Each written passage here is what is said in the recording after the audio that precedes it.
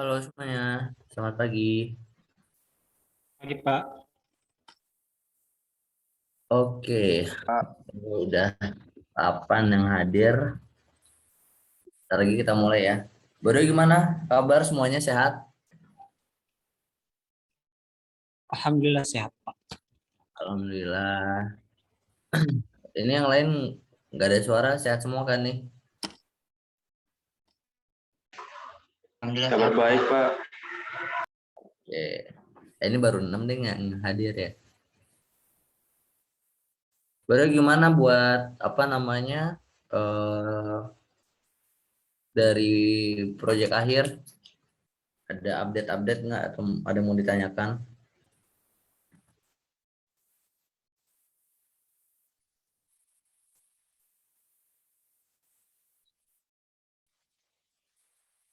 Nanti buat UTS ini ya guys masih berhubungan sama proyek akhir juga.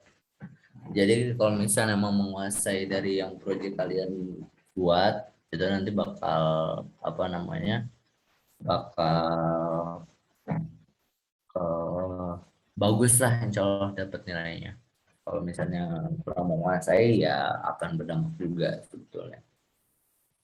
Baik terus buat Osama ini Mas Osama maaf belum bisa ngirimin karena dari pihak kita juga kemarin dari legal agak sedikit lagi sibuk buat kontraknya nanti mungkin akan menyusul ya bisa minta tolong kirimin apa namanya aku ini ya aja aja. Bentar. Maaf Pak, saya kurang mengerti. Kirim apa ya Pak? Nah, ini nanti saya lewat aja minta tolong ada yang dokumen perlu dikirim ntar. Jadi kemarin tuh lagi hektik banget sih sebetulnya dari tim legal kita kan sekarang karena ini kan legal itu kan mencakup dari keuangan juga ya sebetulnya. Jadi biasalah akhir tahun kan sebetulnya jadi benar lagi agak lumayan chaos juga. Oh, maaf mengganggu waktu Bapak waktu pas saat hari itu Pak. Nggak masalah, it's okay. Gimana masa sama ada yang mau ini nggak ditanya terkait itunya? Jadi fix pakai yang mana jadinya nih? Pakai yang sampah Pak. Rencananya Jadian sampah udah fix nih. ya Pak, fix. Rencananya kemarin Oke. mau buat tampilannya, tapi karena laptop saya sudah nggak kuat, mau tukar prioritas hard disk dulu. Hmm. Mau upgrade laptop. Hmm. Oh, upgrade habis atau upgrade laptopnya? Hard disknya Pak. Habis itu nanti tampilan UI-nya saya kasih lihat ke Bapak kalau sudah Oke. jadi.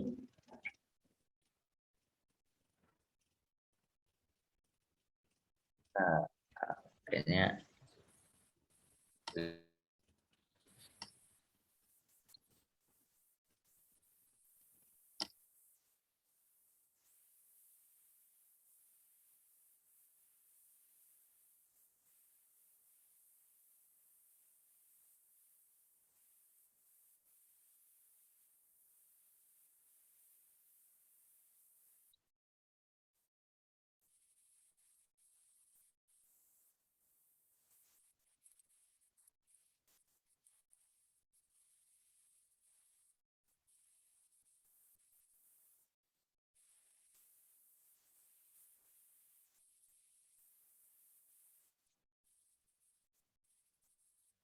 udah tak japri ya, Mas.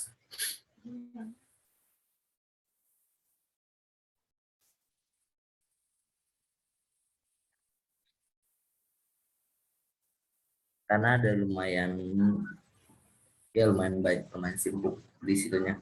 Foto aja foto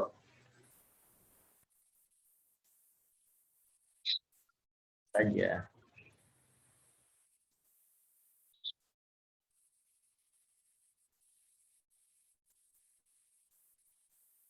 Mungkin bisa dikasih tahu ke teman-teman yang lain. Ini buat segera join.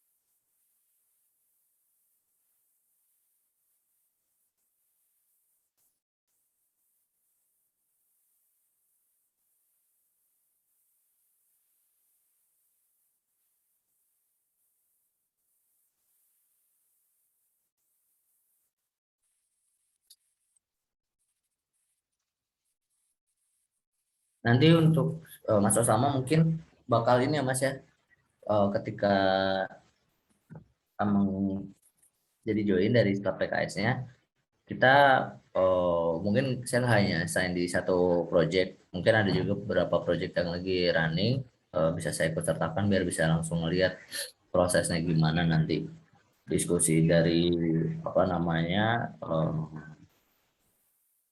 user requirements-nya seperti apa, kemudian kita convert menjadi desainnya, ya kan, dari arsitektur database-nya, kemudian menjadi desain user interface, ya kan, mockup dan sebagainya gimana gitu kan. Kemudian kita implement codingnya, bagaimana proses.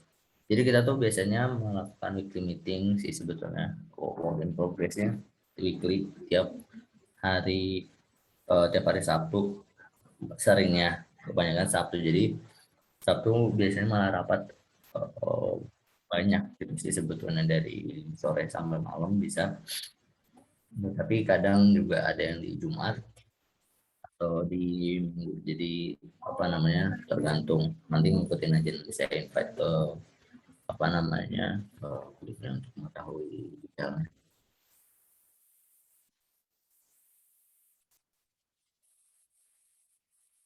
Oke, udah jam 8.15. Kita mulai ya. Bismillahirrahmanirrahim. Assalamualaikum warahmatullahi wabarakatuh. Selamat pagi semuanya. Terima kasih yang sudah hadir di pertemuan ke-6 ya. Gak kerasa, bentar lagi pertemuan 7 dan bentar lagi UTS.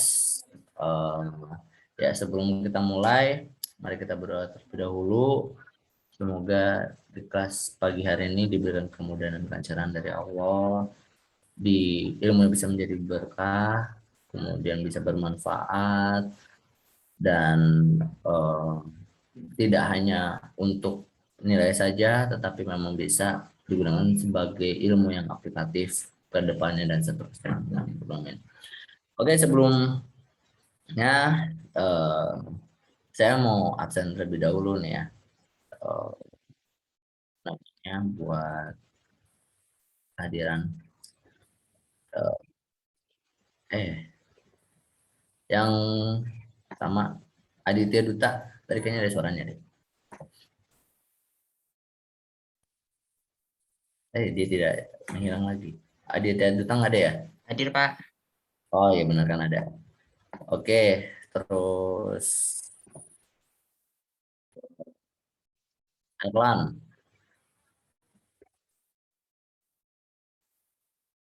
Erlan kayaknya nggak ada ya. Erlangga Maulana tadi ada kayaknya. Erlangga Maulana. Kemudian Grassberg nggak ada. Kartika nggak ada. Osama. Kartika Pak tadi dia bilang lagi dalam perjalanan, soalnya di luar macet. Oh gitu. Ayo udah. Oke. Makasih Osama. Mas Fahrul. Tuh ada. Oke. Kemudian Reza Pahlevi. Reza Pahlevi udah banyak absennya nih dia ya. Rega. Ya, oke. Rio. Hadir, Pak. Wahyu. Aduh, mantap. Hadir, Pak. Wahyu dari pertama paling rajin. Jos. Mantap sama Mas Osama. Zulfa. Hadir, Pak.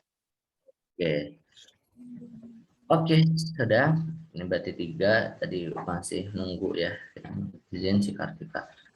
Ya, sebelum masuk ke materi, pengen nanya dulu nih. Sebetulnya dari 6 pertemuan, ya kan? 6 pertemuan agak lumayan lama ya sebetulnya. Sebulan 2 minggu. Ini nanti. Ini OTW sih, pertemuan kenal. Bagaimana atau apa yang udah kalian dapat sejauh saat ini? Apa ilmu yang bisa benar kalian aplikatifkan? Apa yang benar kalian bisa kira-kira ini kayak berguna banget sih ketika gue punya software house atau gimana? Monggo, barangkali ada yang mau bercerita. Dari Mas Wahyu dulu deh nih. Ini yang hadir dari awal tidak pernah absen nih. Gimana Mas Wahyu? Atau mungkin ada masukan atau gimana?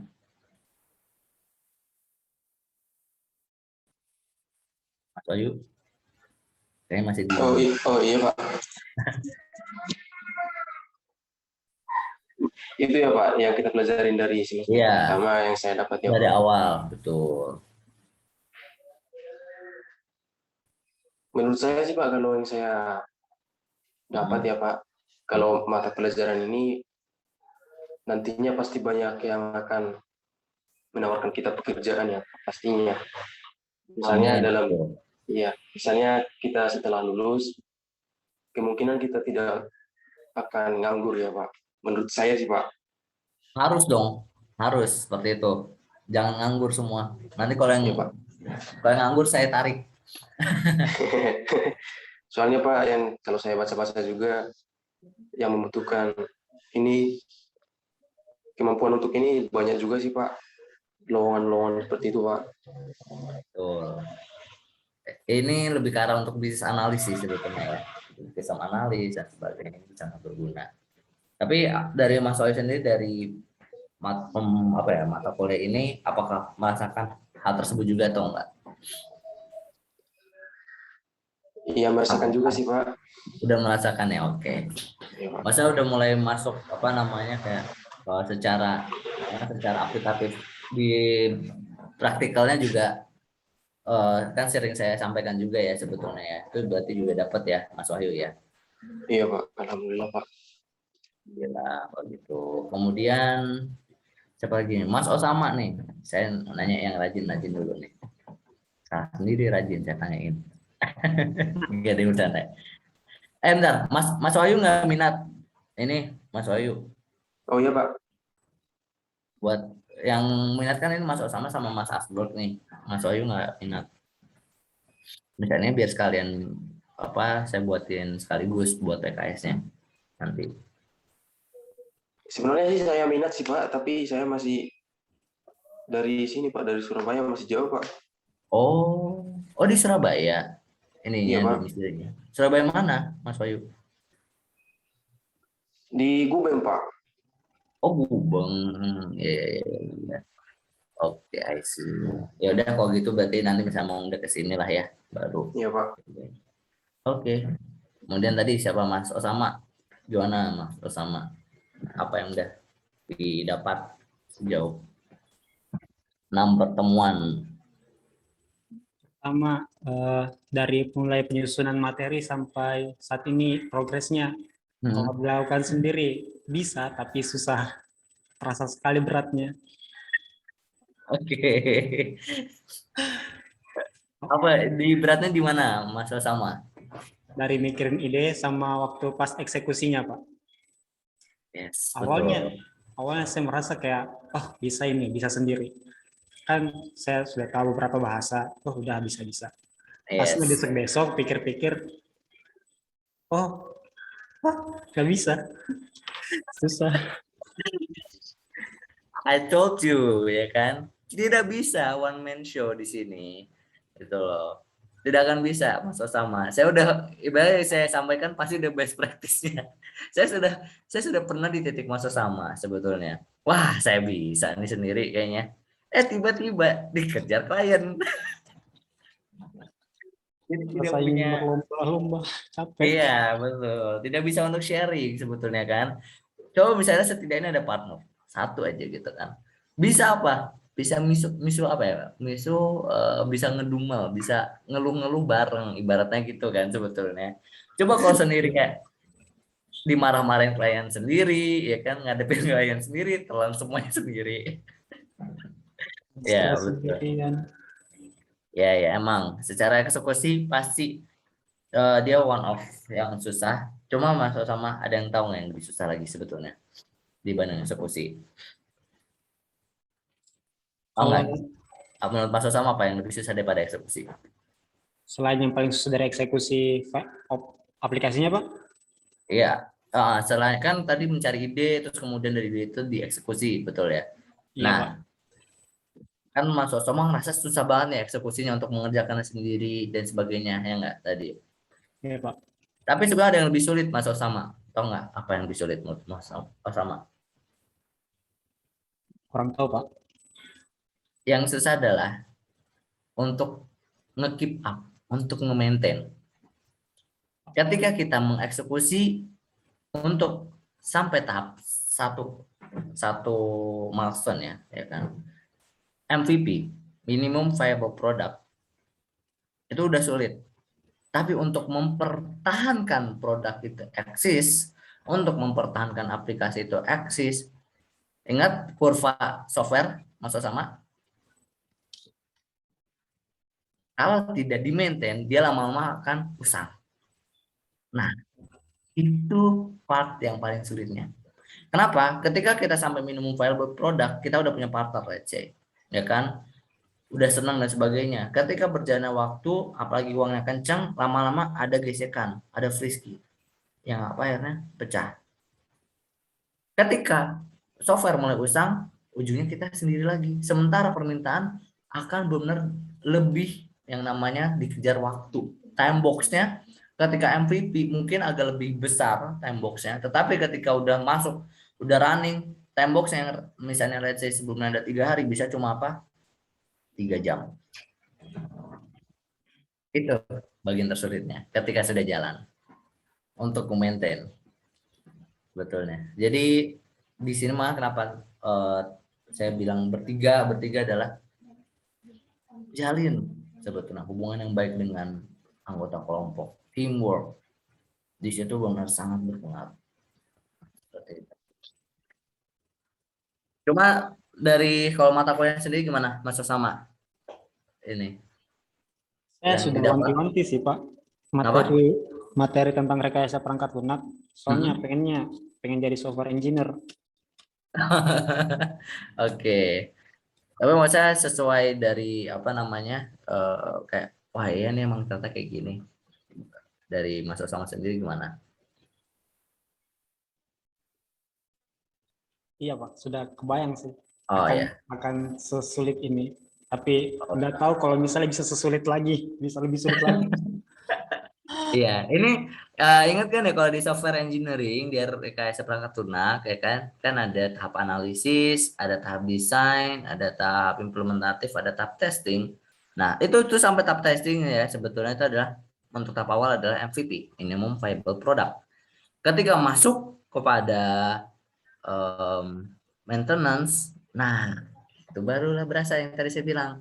Ketika pakai misalnya yang agile modeling gitu kan sebetulnya baik itu Scrum, baik itu apa namanya ekstrim dan sebagainya, ada time box kotak ya kan diwaktuin yang tadi awalnya 3 hari atau bahkan bisa seminggu. Bayangin kerja waktu untuk seminggu ketika udah jalan bisa di benar di time box apa 1 hari.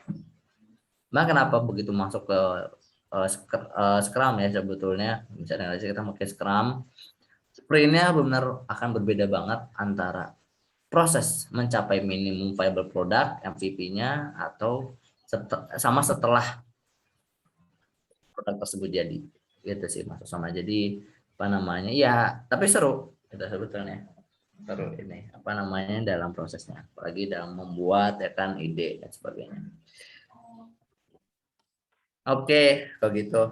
Terima kasih Mas Osama sama Mas Wahyu. Kita mulai masuk deh ya ke materi hari ini. Materi ini lumayan seru. Materi hari ini terkait analisis dan rekayasa kebutuhan. Bung share. Oke, sekarang ya. Kelihatan Pak. Iya Pak, betul Pak. Analisis dan rekayasa kebutuhan. Nah, nomor 6, ntar lagi UTS. Analisis dan rekayasa kebutuhan. Rekayasa kebutuhan sama seperti perangkat lunak, sebelum dibuat ada rekayasanya. Kebutuhan pun juga sama. Kita perlu yang namanya melakukan perekayasaan kebutuhan. Nah, tahap permulaan banget ya kan. Permulaan dari rekayasa kebutuhannya adalah tanya beberapa pertanyaan. Ini 4 poin ini ya kan sebetulnya adalah yang benar harus ditanyakan atau core atau menjadi inti. Yang pertama adalah pemahaman dasar dari masalah. Ajukan pertanyaan yang bisa menggali, mengorek pemahaman dasar dari masalah. Seperti apa? Sebetulnya kan kayak Pak, sebetulnya ini tuh ada masalah apa sih sebetulnya di misalnya let's say gitu ya, di sebuah perusahaan gitu kan, membutuhkan yang namanya sistem inventory sebetulnya. Mereka sampai apa namanya it's okay mengeluarkan let's say duit sampai ratusan juta hanya untuk sistem inventory. Tanya, Pak, ini sistem inventory yang mau dibuat itu seperti apa dan kenapa? Hanya sebetulnya pemahaman dasarnya. Ya Mas, kita butuh sebetulnya sistem inventory. Kenapa? Karena kita di sini udah mulai ada gesekan-gesekan Mas antar divisi, di mana tidak ada sebuah sistem transparansi atau tidak adanya transparansi kan antar divisi terkait stok yang udah ada. Akhirnya saling tuduh-tuduhan kan, saling menuduh divisi A menuduh divisi B menggelapkan stok material yang udah ada. Divisi A juga menuduh divisi B demikian rupa. Nah, jadilah dari permasalahan tuduh-menuduh masalah material aja membuat produktivitas dari perusahaan ini tuh menurun drastis Mas. Harusnya kan kita bisa nge-generate sebesar-besarnya itu kan dengan stok yang udah ada. Tapi kenapa mereka malah fokus di situ? Akhirnya apa? Stok yang ada produk jadinya makin banyak, makin numpuk, tidak terjual karena mereka saling menuduh, saling mencari informasi. Nah, makanya saya butuh banget nih Mas, namanya sistem inventory untuk transparansi. Oh, oke.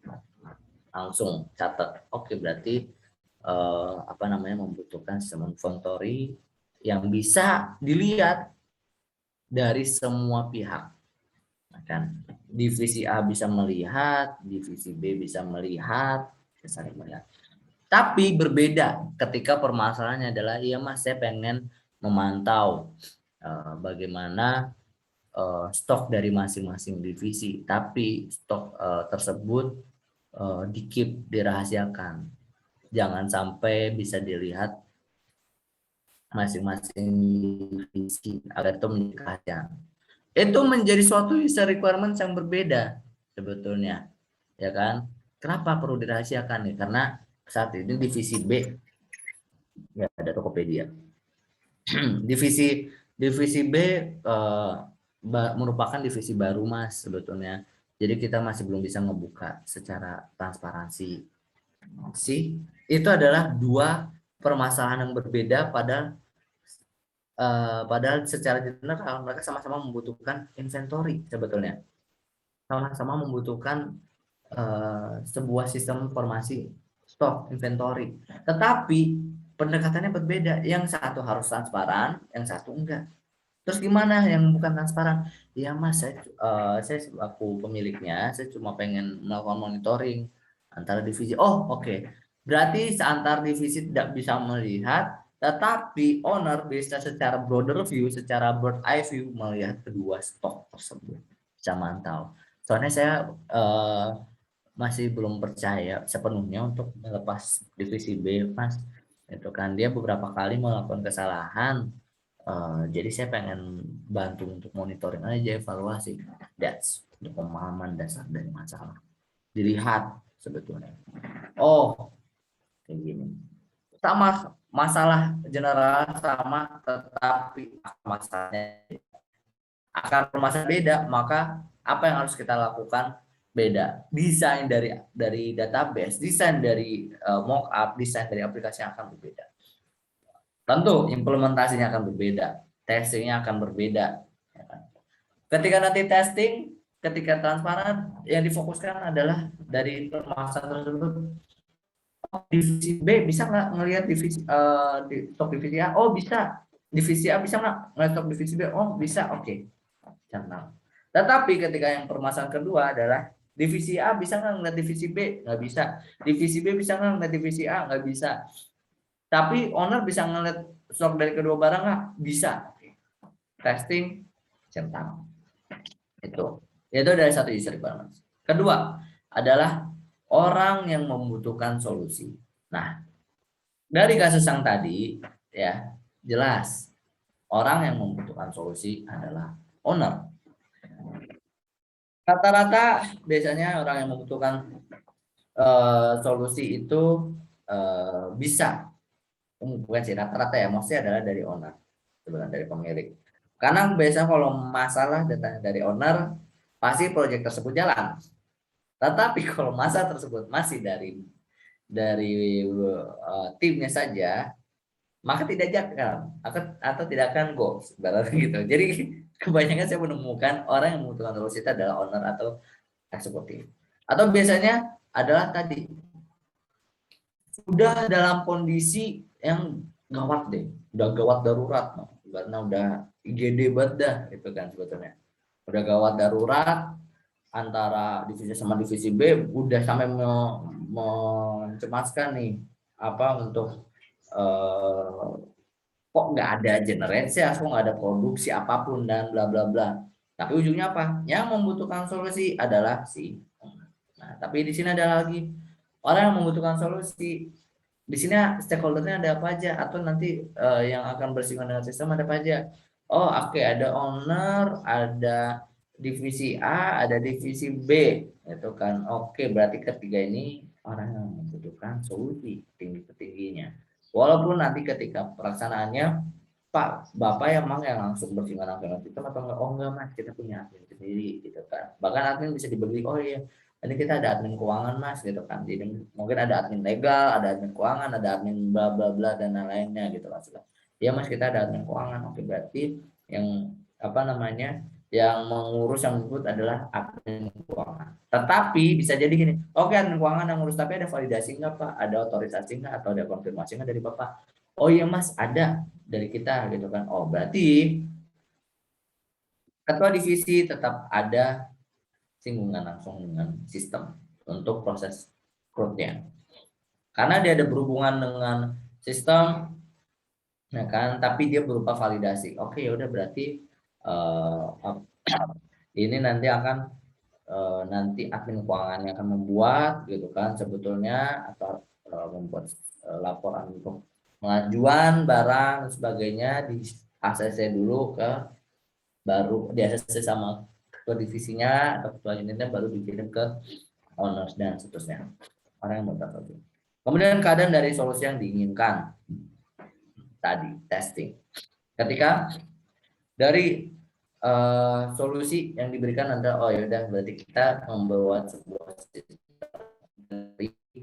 yang bisa transparan, ya kan? Nah, itulah keadaan dari solusi yang diinginkan. Efektivitas komunikasi dan kolaborasi awal antara konsumen dengan developer. Nah, ini sangat penting banget untuk apalagi tahap awal. Walaupun sih sebetulnya ini tergantung dari model rekayasa, model software engineering yang ingin kita gunakan, ya. Kalau misalnya dari waterfall atau yang konvensional gitu ya, kita sangat membutuhkan efektivitas komunikasi gitu sebetulnya di awal-awal. Tetapi ketika kita makanya untuk yang agile modeling, yang extreme programming, kayak terus itu ada adaptif, ada dynamic, ada kemudian Scrum gitu kan, incremental nggak sih, itu kita membutuhkan apa? Membutuhkan efektivitas komunikasi itu tidak hanya di kolaborasi awal, ya kan, tetapi seterusnya. Ya. Nah, permulaan ini adalah step-step yang harus dilakukan ketika rekayasa pertama kali. Pertama,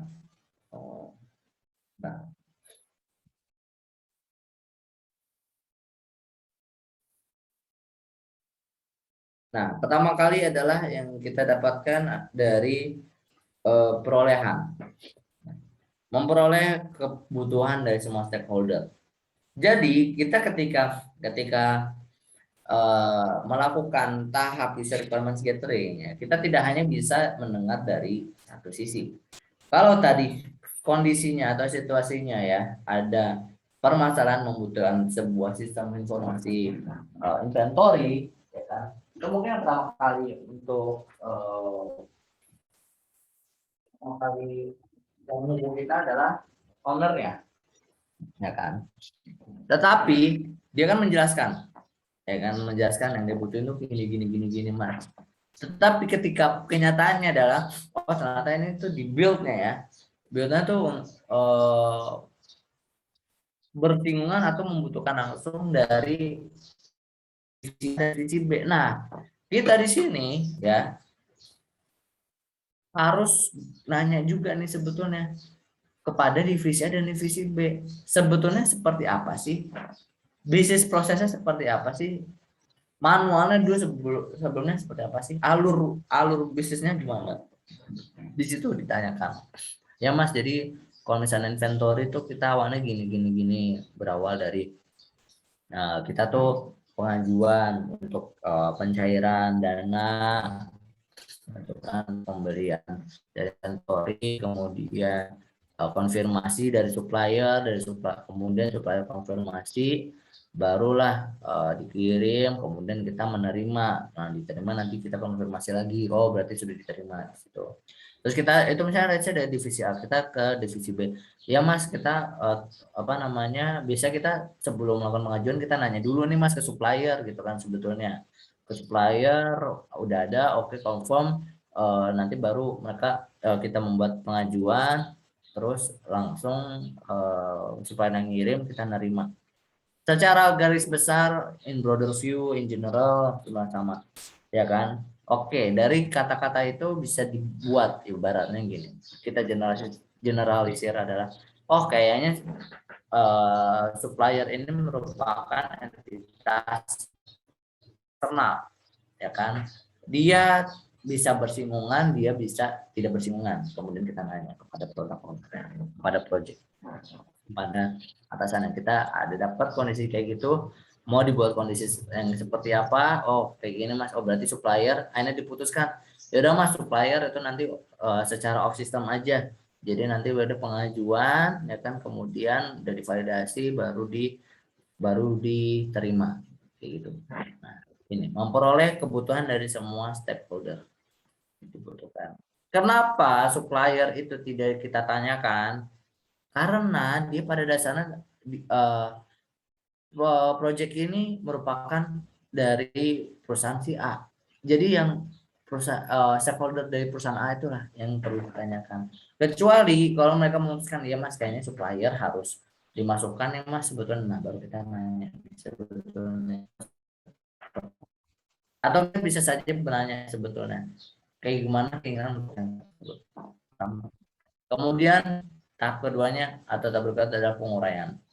Membuat model analisis yang mampu melakukan identifikasi kebutuhan data, fungsi dan perilaku. Nah, jadi dari kebutuhan nih data yang tadi gitu kan, data-data sudah dapat, sudah menjadi dokumen user requirements. Nah, kemudian diuraikanlah sebetulnya ya kan ke dalam model analisis. Nah, ini model analisis itu yang kemarin sebetulnya masuk kepada tahap desain sebetulnya. Ya kan di tahap desain itu kan modelnya analisis dipilih memakai skenario sebetulnya apakah use case atau mungkin sebetulnya apa namanya menggunakan data flow dan seterusnya. Ini di sini yang bertujuan adalah apa? Ketika ini dapat identifikasi kebutuhan datanya, kebutuhan data, fungsi dan perilakunya. Di dalam itu ada apa aja sih sebetulnya? Oh, berarti kalau tadi dari inventory berarti kita ya membutuhkan data data produk jelas ya kan, data produk data produk dibutuhkan, kemudian data material, data material benar, kemudian data supplier juga. Nah, dari tiga itu semua data, itu informasi. Nah, kita nge-breakdown lagi sebetulnya. Oke, informasi produk tuh kita membutuhkan apa aja sih sebetulnya? Oh, dia ada dalam informasi produk itu ada metadatanya, ada nama produknya, ada jenisnya, ada ukurannya, ada harganya dan seterusnya. Oke, informasi material dia di dalamnya ada apa aja sih? Oh, berarti dia di dalamnya ada metadata dari nama materialnya, habis itu SKU-nya misalnya bisa gitu kan. SKU-nya, kemudian suppliernya apa, kemudian stoknya berapa. Oh, tapi benar kayaknya kalau stok dibuat jadi satu table jelek deh dia nanti kan. Oke, kita buat table berpisah deh dia menjadi table transaksional gitu kan sebetulnya. Oke, menjadi table transaksional berarti ada material, isinya dia ngambil ID dari material dan ngambil ada di dalamnya baru stok produknya gitu kan. Kemudian data supply, apa informasi supplier membutuhkan apa? Informasi supplier cuma butuh data nama, data telepon, sama data apa ya, data nama, data telepon, data alamat kali ya, masukkan di sini penguraian. Tapi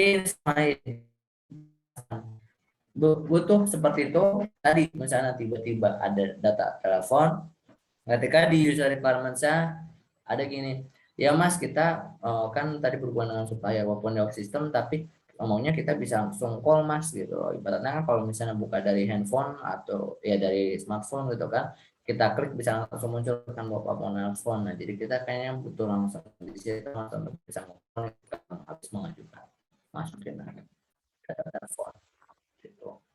Kemudian dari penguraian negosiasi menyepakati sistem penyajian yang realistis sebagai konsumen dan developer. Udah kita diuraiin dan di sini adalah negosiasinya ibaratnya. Dari mana yang bisa diimplementasikan dengan budget terkait gitu kan. Di IT itu sebetulnya tidak ada yang tidak bisa ya kan. Cuma bagaimana budget yang tersedia. Ketika ada budget tersedia itu berarti bisa dengan apa namanya dengan mudah diimplementasikan gitu kan sebetulnya. Nah di sini ada negosiasi nih dari kebutuhan-kebutuhan tersebut gitu kan dengan budgetnya mana yang bisa direalisasikan. Kemudian spesifikasi, udah negosiasi alot nih misalnya. Ya Pak ini nggak bisa karena gini. Tapi jangan pernah bilang karena budget sebetulnya. Utarakan secara teknikal sebetulnya, technically.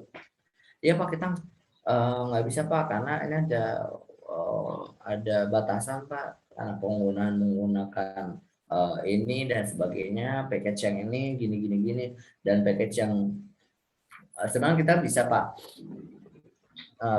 melakukan itu, cuma menjadi hambatan ada case tersebut berbayar Pak sebetulnya, jadi kita tidak bisa menggunakannya dan sebagainya. Pokoknya bilang dari teknik ya Pak, sebenarnya bisa Pak apa namanya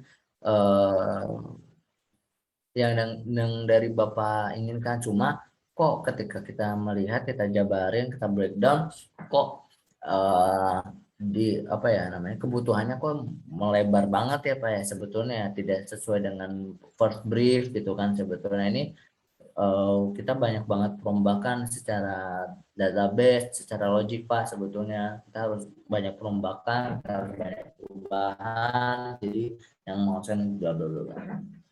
Di tahap negosiasi udah clear semua tuh kan, alot mau biasanya kan, karena klien maunya bayar dikit dapat sebanyak-banyaknya, kita mau dibayar yang banyak dengan memberikan sedikit-dikitnya, tapi kita harus memberi apa, harus tarik ulur ya kan, kita harus menemukan titik tengahnya gitu kan. Sebetulnya bagaimana di titik tengah win-win solution keduanya, jangan sampai keduanya dirugikan ibaratnya gitu kan. Ya kalau misalnya mentok-mentok ya sebetulnya sebagai developer gitu ya udah, kita tidak dirugikan sebagai dari melihatnya gitu kan, melihat dari sisi apa, dari sisi akhirat ujung-ujungnya ya udahlah kamu anggap aja menjadi amal jariah, let's say seperti itu gitu kan, menolong. Cuma ya itu kalau misalnya udah bawa ke ranah profesional, apalagi ketika portfolio udah lumayan banyak dan sebagainya, itu tidak bisa dilakukan gitu karena kita butuh makan. Kemudian masuk kepada spesifikasi. Nah, ketika udah semua nih negosiasi, masuk kepada spesifikasi. Nah, ini adalah ada dokumen tertulis. Jadi apa namanya dari tes dan sebagainya, apa namanya dokumen tertulisnya dari user requirements-nya gitu kan, ada kodifikasinya seperti apa dan yang lainnya, dokumen tertulis. Kemudian sekelompok model, kemudian ini spesifikasi sebetulnya adalah kayak ya memilih salah satu lah ibaratnya gitu kan, sebuah dokumen tertulis. Ada juga sekumpulan skenario atau use case gitu kan, sebetulnya spesifikasinya dituliskan, dijabarkan. Kemudian setelah spesifikasi dijabarkan, diberikan, kemudian validasi. Nah, validasi ini adalah apa? Ketika dari yang perolehan nih, ya kan, kemudian sampai spesifikasi, gitu kan, validasi nih. Ada nggak sih sebetulnya kita kesalahan menginterpretasikan dari permasalahan yang ada, gitu sebetulnya. Jangan sampai terbalik gitu yang tadi. Yang awalnya permasalahan A, perusahaan A gitu kan, inginnya transparansi berdosanya hanya di owner gitu, tetapi tidak bisa lihat. Nah, perusahaan B ternyata malah yang pengennya adalah pengen bisa ngelihat apa satu sama lain gitu untuk bisa memberikan kompetitif. Nah, di sini validasi ekstern, isi atau interpretasi. Kemudian apakah ada inkonsistensi, masalah utama ketika produk atau sistem besar direkayasa.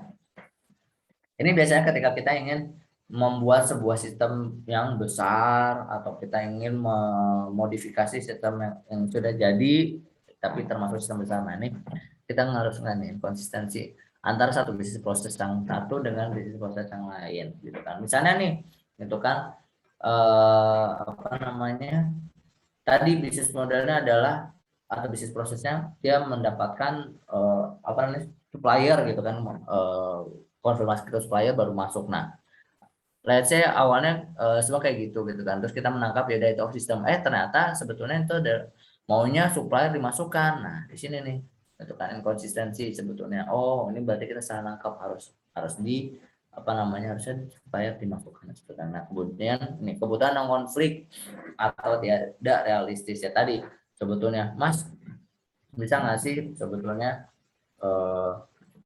kita pengen juga nih Mas apa namanya ketika stok udah mau menipis gitu kan, sebetulnya kita udah otomatis langsung Pak auto buy di apa namanya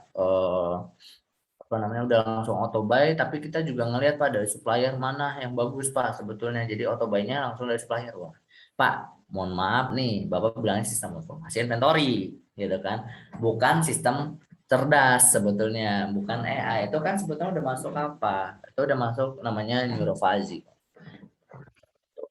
Jadi melihat mana yang terbaik gitu kan. Ini udah bukan Pak sebetulnya. Ini udah bukan penahnya. Oke, itu udah namanya sistem cerdas Pak gitu kan. Udah bukan lagi sistem informasi. Ya betul itu misal termasuk sistem informasi, tetapi pada pelaksanaannya itu udah bukan lagi, karena itu ada apa? Ada keputusan Pak sebetulnya, ada yang namanya nanti gitu kan, pakai model-model yang lain gitu kan sebetulnya kan, nanti ada model neurofazi atau sih sebetulnya ya, ada apa namanya beberapa beberapa pilihan lah ibaratnya gitu kan. Itu udah masuk sistem cerdas Pak. Tapi kan yang Bapak beli kan ada simulasi, budget Bapak juga simulasi ibaratnya gitu di sini. Ya, kemudian jadilah namanya dengan kebutuhan. Nah kemudian tahap selanjutnya adalah ini, ya kan. Yang tahap pertama adalah ya tadi, kenali stakeholder sebetulnya, permulaan banget. Nah, stakeholder, who else do you think I should talk to? Ketika ke perusahaan datang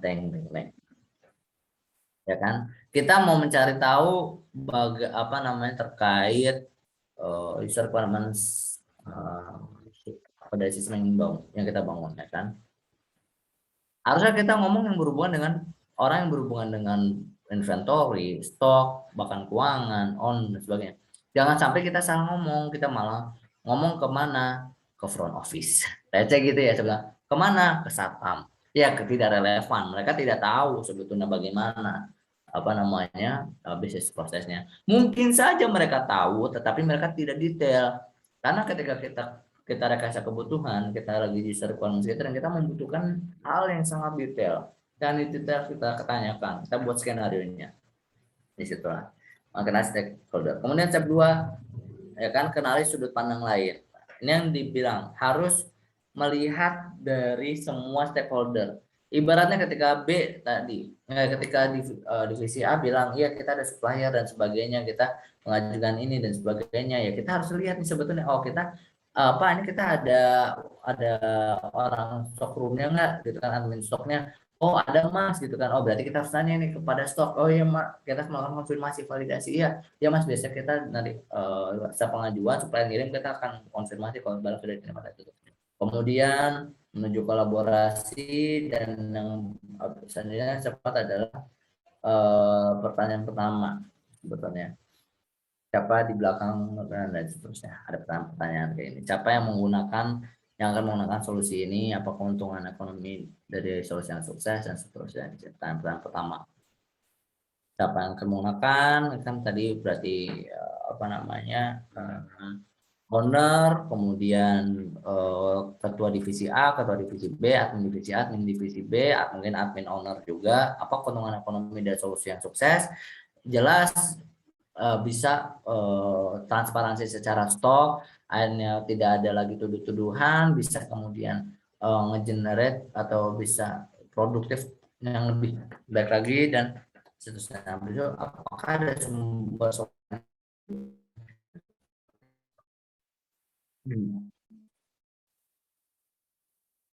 kemudian selanjutnya adalah memperoleh kebutuhan. Nah sebelum sampai sini ada yang mau ditanyakan dulu nggak?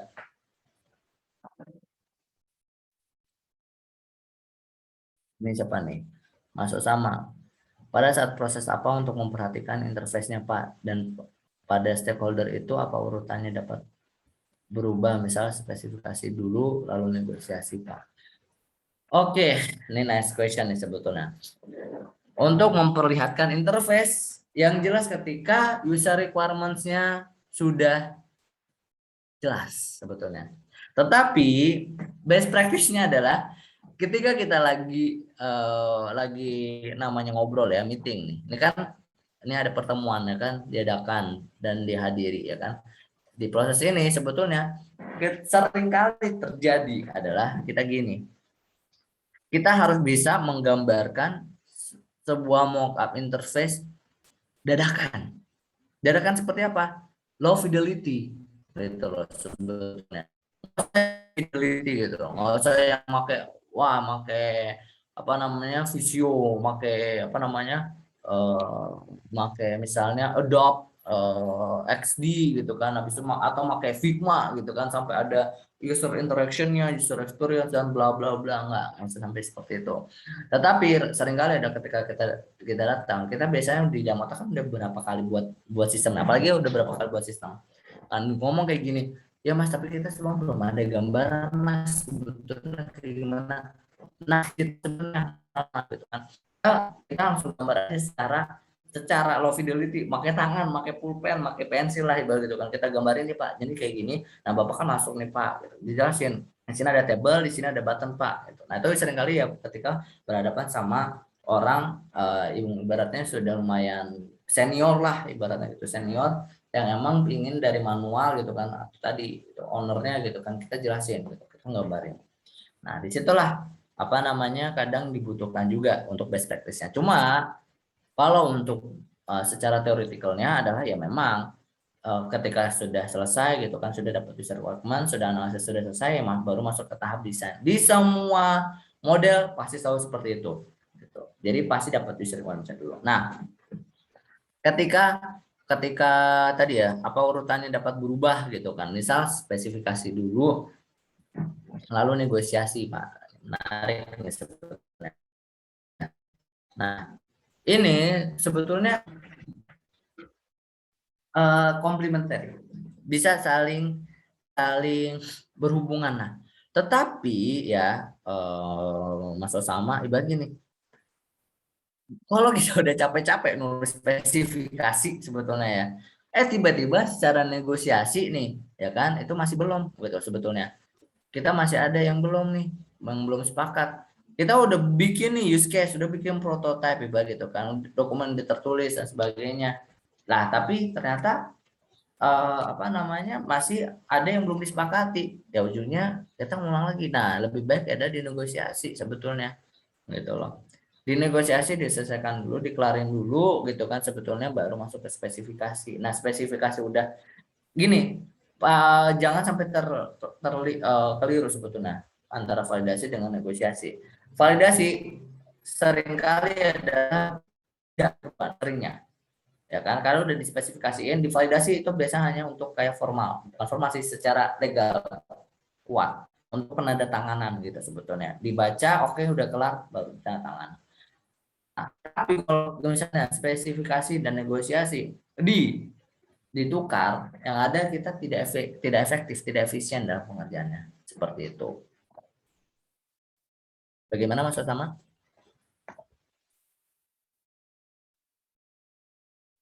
Halo, sepertinya masih di mute.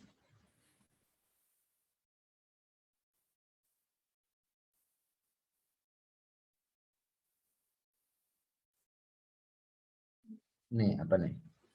Nih pertanyaan lagi. Oh oke. Oke, nah, berarti clear ya.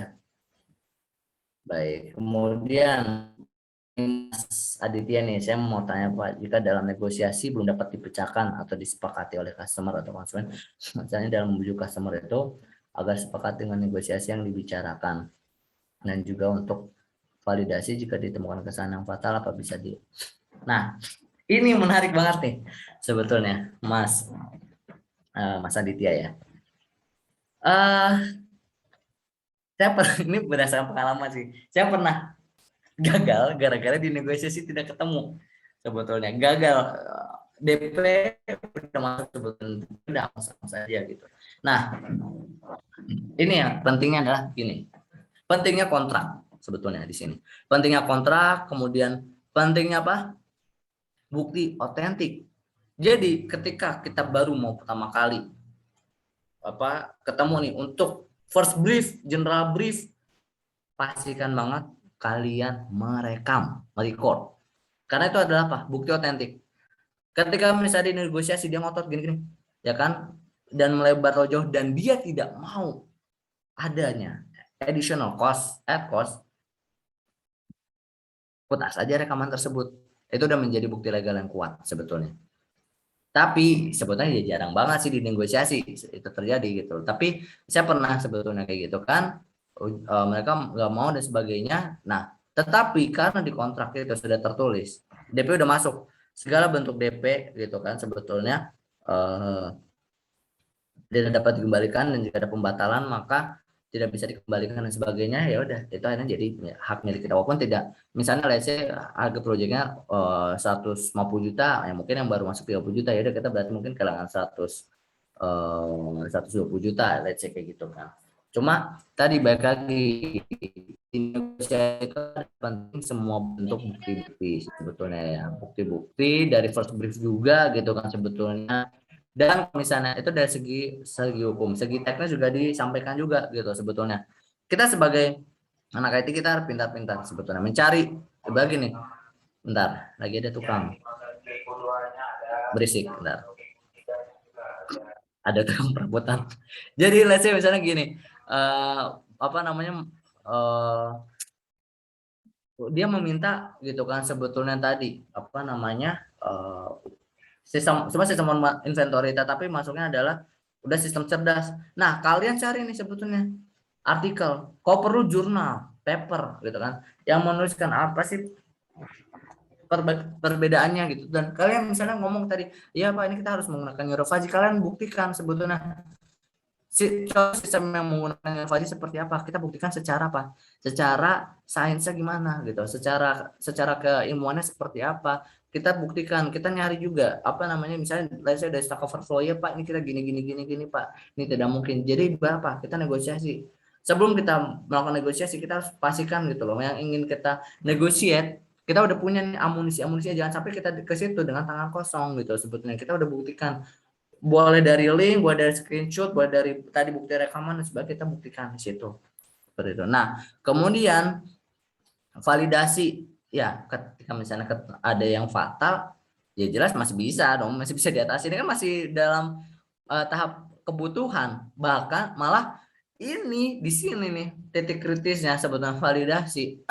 Sebenarnya titik kritis apa di klien, di customer, bukan di developer sebetulnya. Klien seringkali adalah, nah ini sebutnya klien seringkali udah mereka asal validasi aja, ada yang berbeda. Nah itulah di situ kalau developer ya sebetulnya itu agak untung, kenapa adanya additional cost gitu kan sebetulnya.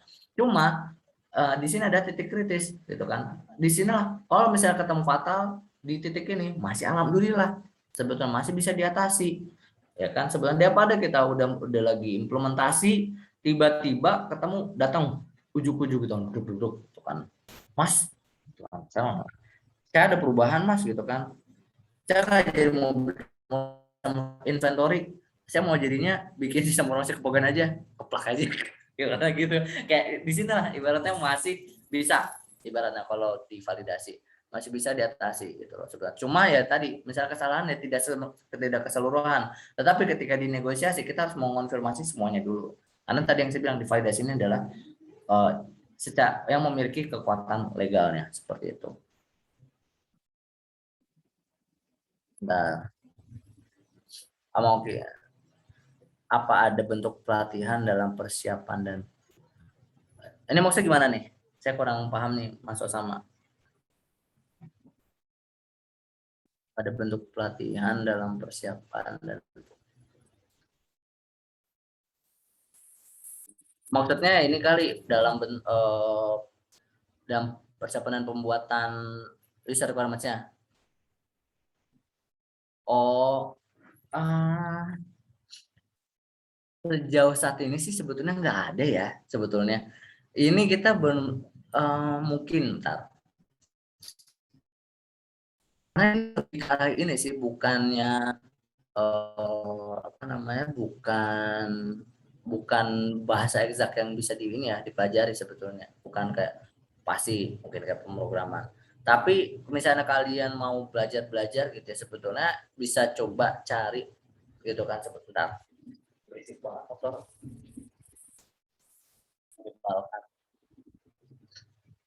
Nah, itu bisa sebetulnya nyari-nyari aja sebetulnya terkait sistem analis gitu kan, how to be a good system analyst, how to be a good business analyst dan seterusnya. Lebih ke arah situ sih sebetulnya. Jadi nggak ada yang, setahu saya nggak ada. Mungkin ya di Solon juga ada, gitu. Tapi atau di Udemy gitu kan mungkin ada, tapi emang ranahnya adalah seperti kayak untuk sistem analisis seperti itu.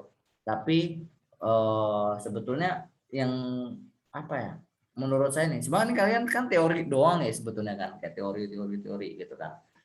Cuma emang yang paling bagus adalah ya langsung terjun gitu. Apalagi kalau misalnya kayak di web gitu, bukan di web, misalnya kayak di YouTube gitu kan sebetulnya. Itu ya oke secara teoritis dapat, tetapi nanti ketika kita baru turun ke lapangan, barulah ketemu nih sebetulnya. Oh, ini ternyata yang dimaksud. Jadi kita lebih teringat ketika memang kita turun secara langsung. Cuma walaupun saya pun ini apa yang saya sampaikan lebih karena emang untuk best practice-nya seperti apa, seperti itu.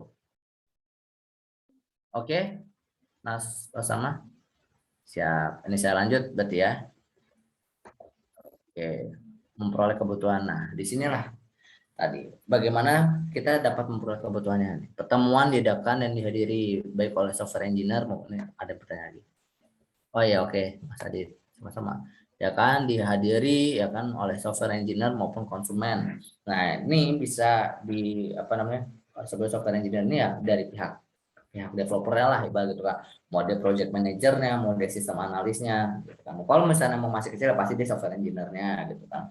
Sebetulnya cuma nanti kalau emang udah gede ya dari ibaratnya dari sistem analisnya. Walaupun emang juga perlu nih software engineer. Jadi sebenarnya ketika ini didatangkan software engineer untuk mengetahui secara pasti bisa diimplementasi atau enggak, bisa langsung disanggah begitu kan. Atur persiapan dan partisipasi, aturan persiapan dan partisipasi dibuat. Jadi ada rules, ada regulationnya seperti apa. Cuma ini sih soal bisa ya udahlah di best practice-nya gitu kan ini. Kemudian terus agenda ditawarkan kan di apa namanya schedule untuk pertemuannya, untuk timeline-nya seperti apa. Kemudian seorang fasilitator biar bisa konsumen, developer atau luar mengendalikan pertemuan. Nah, ini benar-benar sebetulnya adalah secara teoritikal. Cuma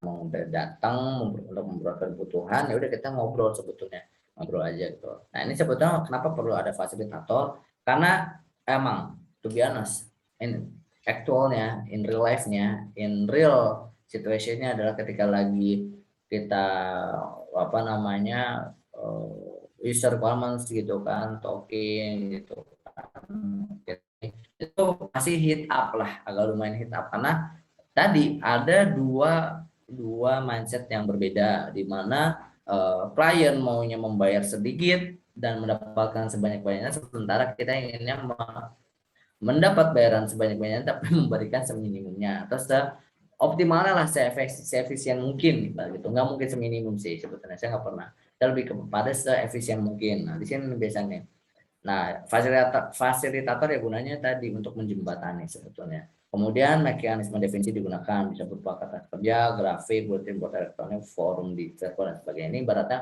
sebagai media, sebetulnya media ketika lagi pertemuannya gitu kan, sebetulnya bisa ketika penyampaiannya gitu kan. Tadi Mas bilang ketika misalnya lagi apa namanya mungkin negosiasi gitu kan, kita menyiapkan banyak, termasuknya nih sini ada kertas kerja gitu kan, semua frameworknya gitu kan sebetulnya. Kemudian ada juga grafik yang menunjukkan ya Pak sebetulnya kalau ini udah masuknya sistem cerdas ini dan sebagainya, bulletin dan sebagainya.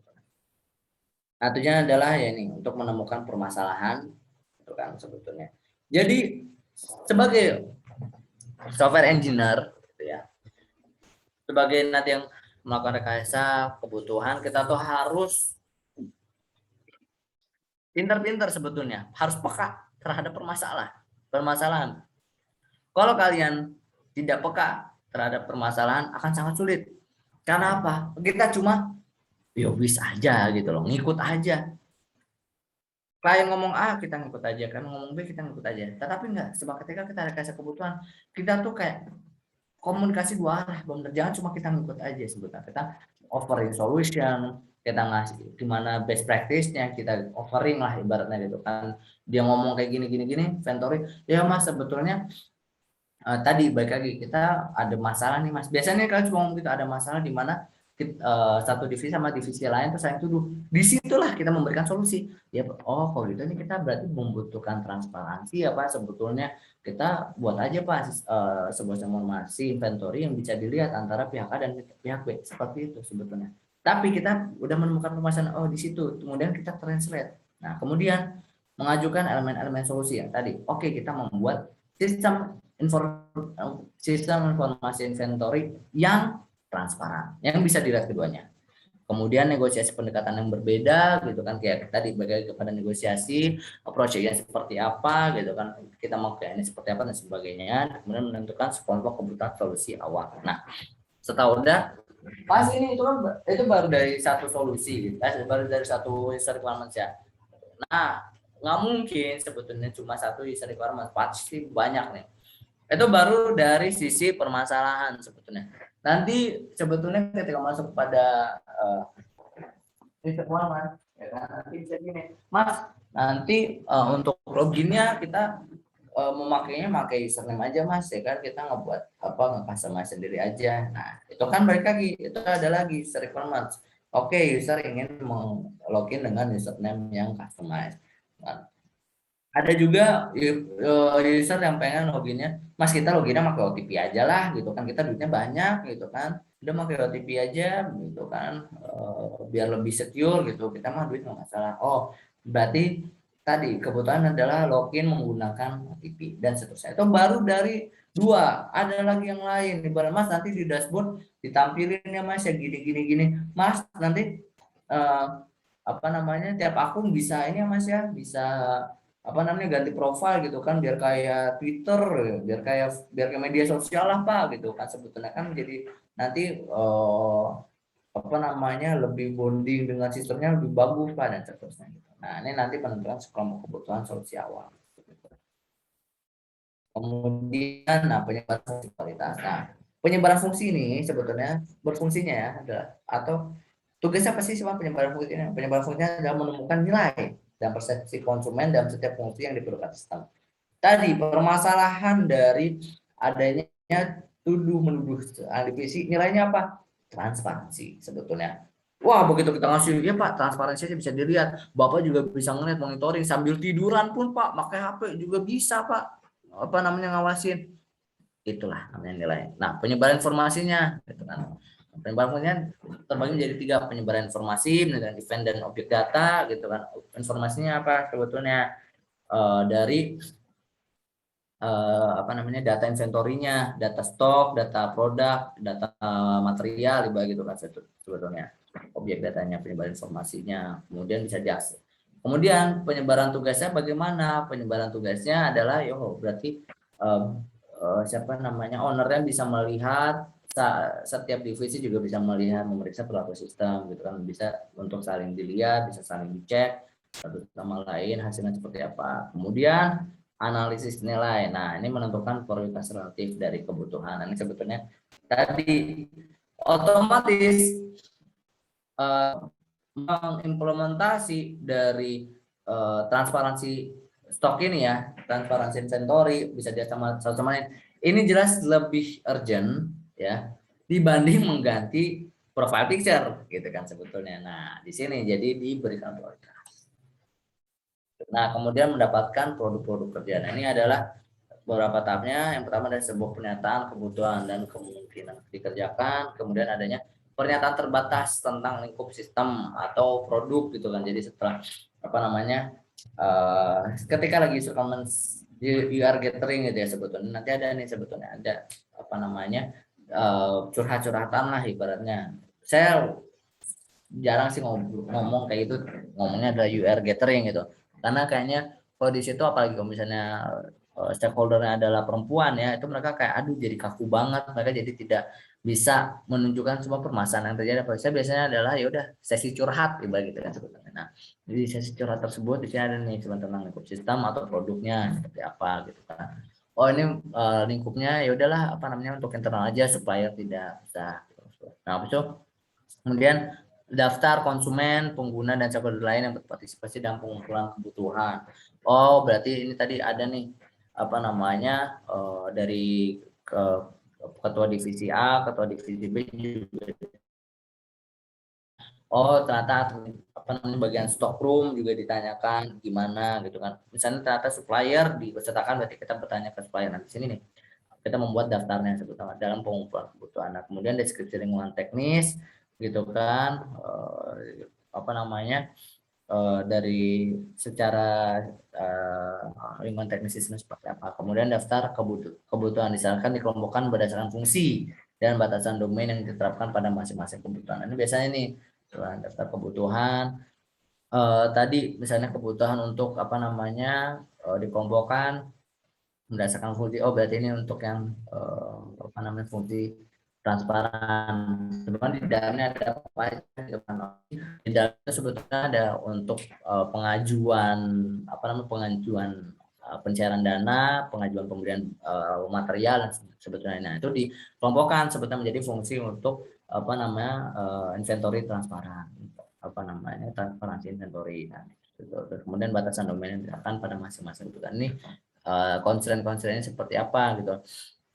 Oke, constraintnya berarti di sini kita let's say ya di sini untuk pengajuan anggaran atau pengajuan pembelian material itu dilakukan oleh jangan ujung bikin scheduling ya gitu loh. Apa namanya scheduling jadi atau enggak udah otomatis misalnya nanti ngecek gitu kan stok di gudang udah misalnya di bawah dari 5 udah otomatis langsung beli apa membuat pengajuan secara otomatis. Nah, itu kan sebetulnya udah beda gitu kan sebetulnya batasan domainnya. Kalau misalnya membatasi seperti itu ya udah berarti dinaikin batasannya, tapi dengan ya otomatis disesuaikan dengan budget dan bagaimana first nya. Terus kelompok skenario penggunaan yang menyediakan wawasan, skenario seperti apa, ada penggunaan sistem atau produk dan kondisi operasi yang berbeda, dan beberapa prototipe yang dikembangkan untuk definisi kebutuhan yang lebih baik. Nah, kemudian, nah ini tadi model analisisnya itu ada 4 sebetulnya. Ada skenario, ada kelas, ada behavior, sama ada flow. Di prevention sebetulnya. Jadi apa namanya di ini saya kayaknya salah deh. Seharusnya di sini behavior. Nah, saya edit dulu ya. Saya salah di sini.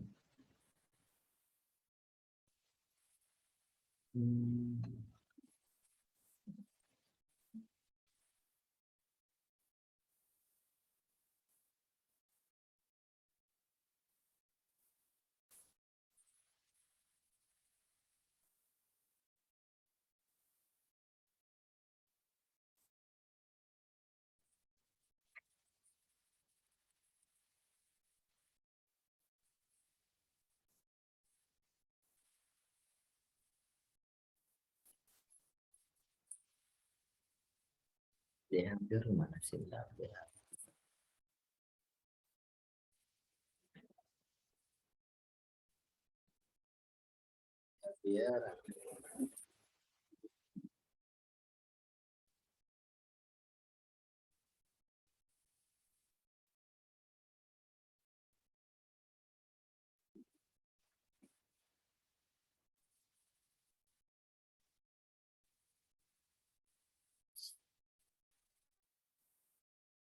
Oke, lanjut ya. Dekatan ya. Nah, jadi ini ada 4 skenario, kelas, behavior, dan flow.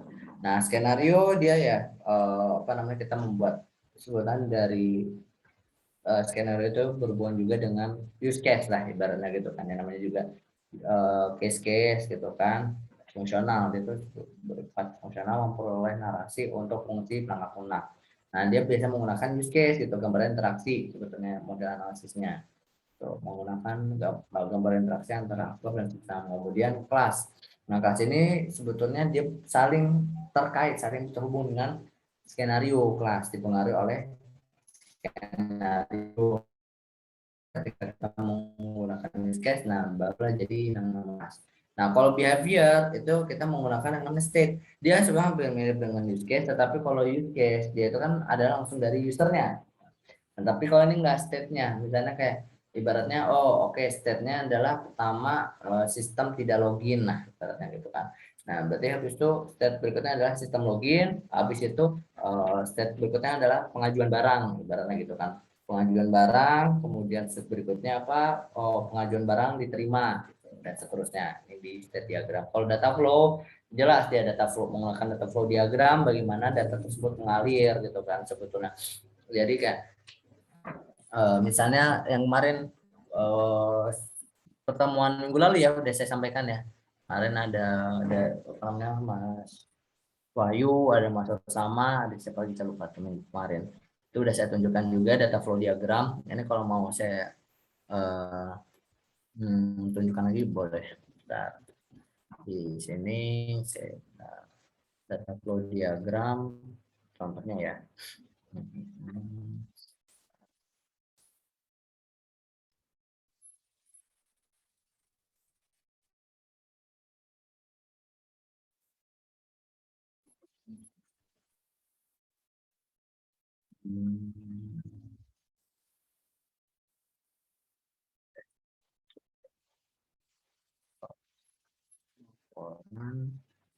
Desain.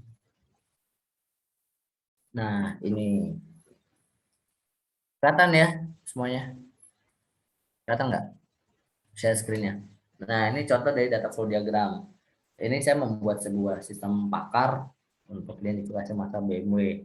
Nah, di sini nih, kalau misalnya data flow diagram itu biasanya nih dari nih. Ada entitas-entitasnya. Nah, di sini adalah siapa? Oh, entitasnya adalah pakar. Ya kan di sini terus ada juga di sini administrator. Ya kan? Kemudian pakar ini dia apa namanya? Ada proses tepatnya di dalamnya. Oh, dia ada olah data rule, ada olah data masalah, ada olah data gejala, ada olah data solusi. Dia juga ada proses yang melakukan saya. Nah, ketika olah data solusi masuk ke database solusi. Karena kemudian nih kategori ini masuk apa namanya? Masuk juga sebetulnya ke dalam siap ini berhubungan gitu kan sebetulnya kategori adik kategori. Nah habis itu di sini juga ada entitas misalnya pemilik BMW nih entitasnya, jelas pemilik BMW dia bisa ngapain aja sebetulnya. Nah oh dia bisa daftar akun, bisa melihat riwayat, bisa melakukan konsultasi dan seterusnya. Ini data satu contoh data flow diagram. Jadi menggambarkan bagaimana data mengalir di dalamnya, ada data-data apa saja seperti itu. Nah kemudian, nah ini kita lihat ya, ini contoh use case, mungkin juga ada beberapa kali udah lihat misalnya di smart apa home system ya, ini homeowner, sistem administrator ya, atau di di sistem. Kemudian di sini ada proses namanya akses sistem via internet, ada response to alarm event, ada encounters. Ini jadi ceritanya adalah untuk apa namanya home systemnya. Kemudian ini ada sensor-sensor ya kan, dia sebagai eksternal, dia ke sini apa namanya ada sini respon soal alarm event, terus ini ada encounters an error. Nah, sistem administrator nih configure sensor and related system features yang berhubungan dengan sensor. Nah ini state diagram hampir sama dengan use case 11-12 itu semuanya sama 11-12, cuma beda penyampaian aja. Nah ini nah nih ini untuk apa namanya state diagram mesin fotokopi lah ibarat gitu kan. Turn copier on, menyalakan mesin fotokopi, initiation. Nah di sini ada keterangan-keterangan nih di state ini nih initiation apa nih, sistem status not ready, display message please wait ya kan, display status blinking gitu kan. Terus di sini ada apa aja nih, entry-nya adalah apa namanya state-nya, oh berarti user ini adalah entry-nya menyalakan switch machine on, dunia run diagnostics di dalamnya gitu kan untuk mengecek, kemudian dunia juga initiate all subsystem. Nah ketika subsystem ready masuk nih kepada reading commands. Ini udah berubah nih sebetulnya di sistemnya. Oh sistem status ready, display message-nya enter cmd, enter command lah, sorry. Kemudian display statusnya steady gitu kan. Nah ini intinya apa? Intinya oh ini subsystem ready nih di sini kan. Tidak ada berhubungan dengan apa nama entry-nya ya kan, entry-nya tidak ada dari usernya. Nah dulunya apa, poll user input panel, jadi ada input panel dari usernya, kemudian read user input misalnya oke kita mau fotokopi berwarna baru interpret user input. Nah, setelah itu kemudian start copies, ya kan? Nah, copies, nah making copies nih, sistem statusnya copying, ya kan? Message copy count, nah, entry, start copies, dunia manage copying, monitor paper tray, monitor paper flow. Kalau misalnya nggak ada kendala, copies complete, masuk ke sini lagi, masuk pada ini initiate reading command, so system ready. Kalau misalnya ternyata paper tray ini kan monitor paper tray, oh ternyata paper tray empty, load paper. Nah, sistem statusnya adalah load paper, display message-nya adalah load paper, display statusnya adalah blinking, ya kan? Entry-nya apa? Oh, berarti ini kenapa load paper apa namanya state ini di load karena ada input dari paper empty. Dunia apa? Lower paper tray untuk menurunkan paper tray-nya, atau monitor fill switch dan atau rest paper tray. Kalau misalnya udah berarti masuk ke paper full, ya kan? Nah, kita ulang lagi ke sini. Ternyata paper flow-nya kertasnya jam apa ya? Dia loncat lah ibarat jamnya, jadi nggak kesedot. Oh, berarti ada problem diagnosis nih. Ada location, langsung di clean. Nah, saat ini di load kenapa ada entry dari apa? Dari status di making copy saat itu dari monitor paper flow. Oh, dia ternyata paper jam. Ini determine location, provide. Kenapa nih provide corrective message-nya, kemudian antara making copies. Jadi dia tidak apa namanya intervensi lah ibaratnya, menghentikan kopi. Nah, kemudian misalnya udah udah not jam, ini udah not jam. Nah, kita mulai lagi seperti itu. Nah, kemudian nih tadi negosiasi kebutuhan. Jadi kan yang seperti ditanyakan juga gitu kan, sebetulnya apakah bisa ditukar dan sebagainya, negosiasi kebutuhan. Bagaimana kalau stakeholder tidak ingin negosiasi? Nah, ini mana nih? Sebetulnya poinnya adalah gini, mengenali stakeholder kunci sebenarnya. Orang ini yang akan dilibatkan di dalam negosiasi. Ini dalam proses negosiasi kebutuhan. Jangan sampai kita udah ngotot-ngototan, kita udah membuang banyak ATP atau adrenalin trifosfat, biasanya itu ibarat buat tenaga lah, ngabisin tenaga gitu kan. Sebetulnya ternyata itu bukan stakeholder kunci. Begitu kita ngobrol sama stakeholder kunci, oh iya mas, bagus, udah jalan gas. Apa ya, debat sama yang sebelumnya. Nah, ini penting, mengenali stakeholder kunci. Kemudian habis itu nih, menentukan kondisi menang. Kondisi kemenangan tidak selalu jelas, memang. Cuma kita bisa menentukan tidak selalu jelas sih begini. Setiap user, setiap klien itu punya beda-beda karakteristik. Nah, di sinilah menentukan kondisi menang seperti apa. Misalnya ya udah dengan semua yang kita inginkan bisa, kemudian kondisi menangnya apa? Oke, berarti klien menerima gitu kan sebenarnya. Nah, tapi di sini perlu nih sebetulnya tadi kita menyiapkan amunisi ketika ingin negosiasi. Kita menyiapkan bukti-bukti otentik, bukti-bukti evidence seperti itu. Misalnya memang ada yang tidak bisa kan, atau ternyata dia sudah melebar gitu. Nah, itu kita bisa gunakan di sini menentukan kondisi menang, karena ya untuk sama-sama ya win-win solution. Akhirnya di negosiasi bekerja menuju kebutuhan yang merupakan win-win solution, ya kan. Di tahap negosiasi ya udah di sinilah baru saling negosiate gitu kan. Ini bekerja untuk akhirnya menjadi sebuah dokumen SRS teman. Kemudian terakhir ada validasi kebutuhan. Nah, di validasi kebutuhan ini yang tadi tahap terakhir ya, gitu kan. Sebetulnya yang memiliki kekuatan hukum lebih kuat. Mungkin ini tanya nih, sebetulnya ada pertanyaan. Apakah setiap kebutuhan konsisten dengan tujuan perusahaan, sistem atau produk? Kita harus tanyain sebetulnya. Jangan sampai tadi tujuan kesan produknya adalah membuat sistem inventory. Tapi setiap kebutuhan tiba-tiba kok malah kayak media sosial ibaratnya gitu kan.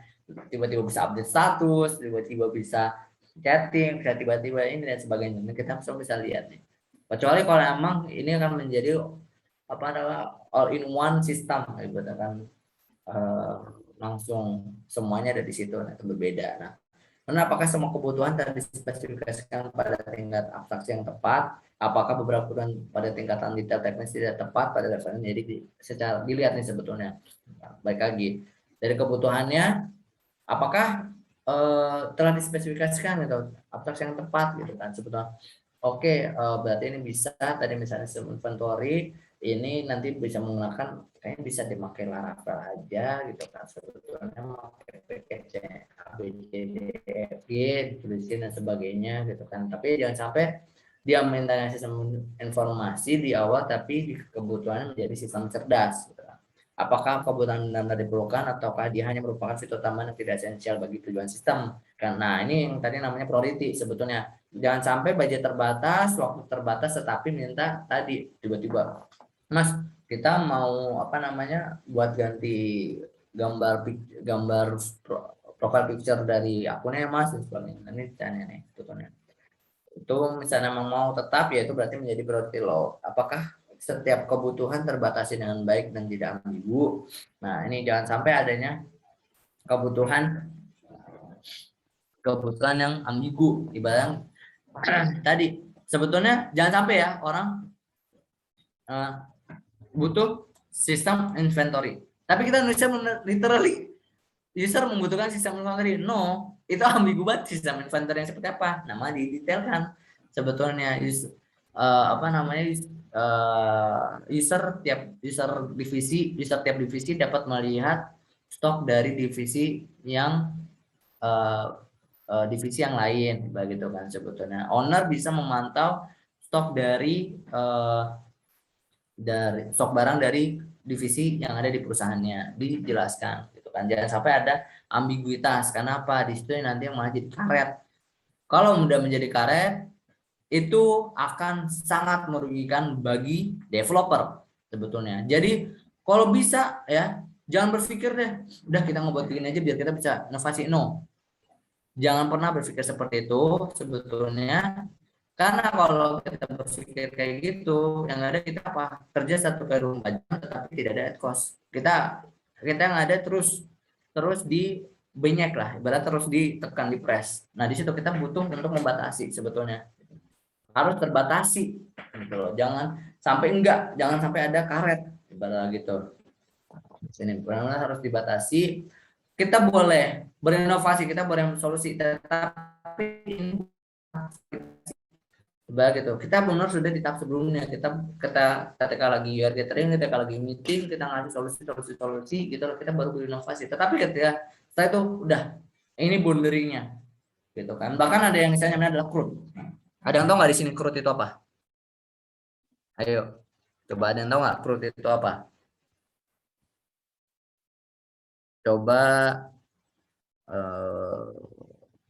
Mas Rega, tahu nggak CRUD itu apa Mas?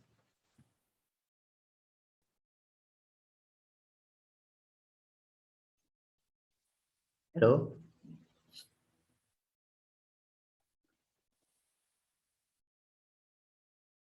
Mas Rega?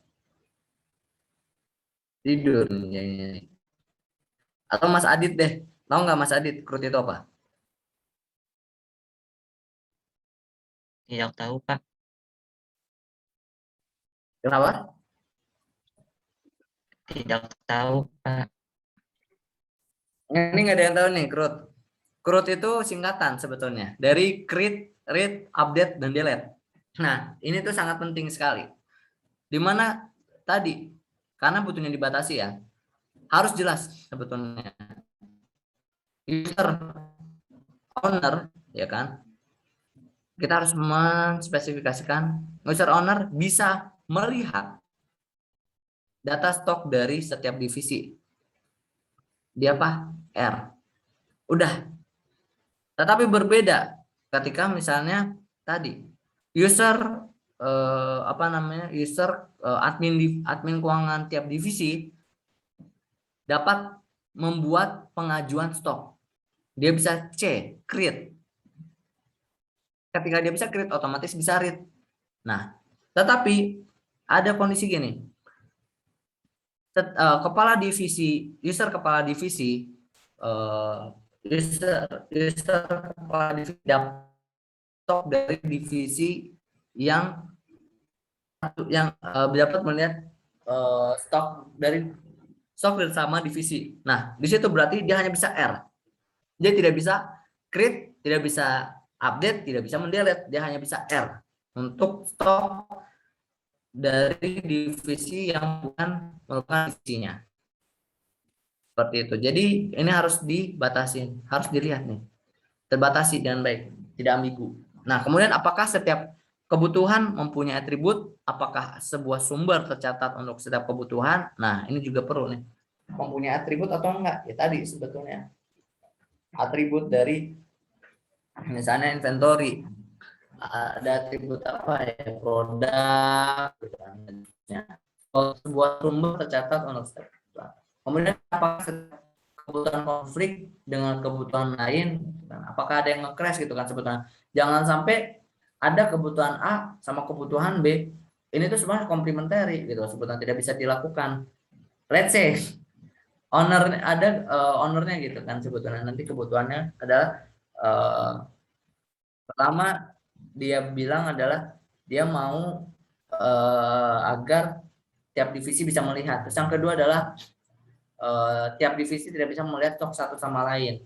Nah, jangan sampai keduanya kita tulis, ibarat gitu. Karena kan tuh nanti ketika user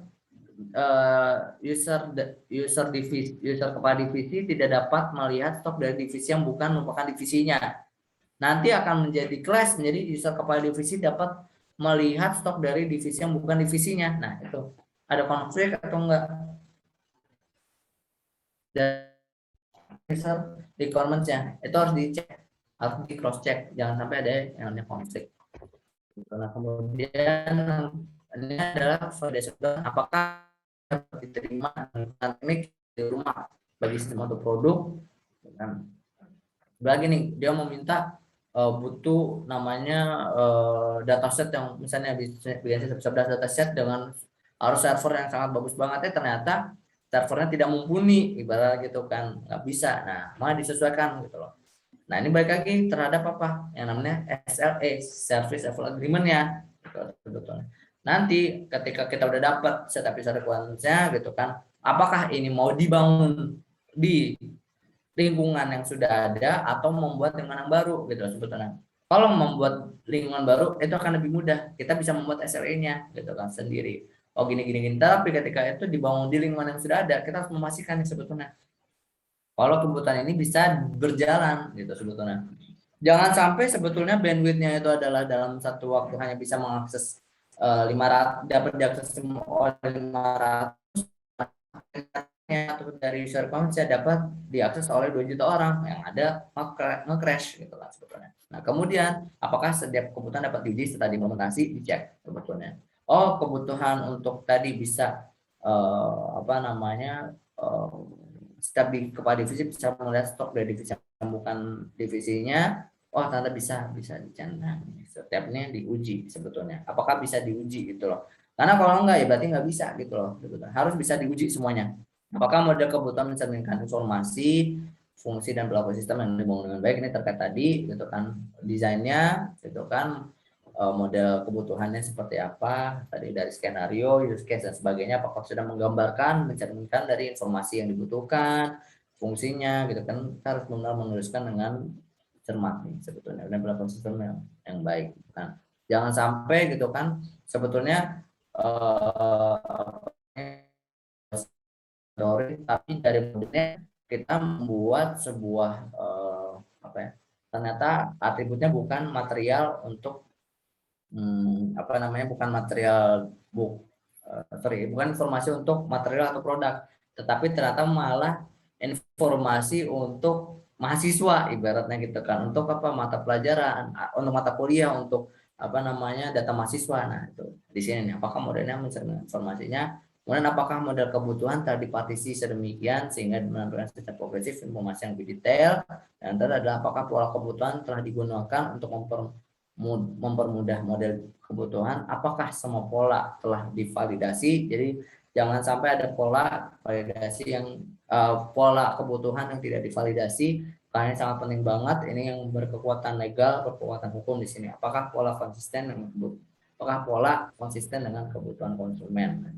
kemudian di cross check lagi dari pola yang dibuat, apakah dia sudah sinkron dengan kebutuhan konsumen. Ya. Mungkin itu untuk materi pagi ini. Ya, kalau misalnya ada yang mau ditanya nggak terkait apapun, anything, monggo. Kalau misalnya apa namanya, ngobrol-ngobrol.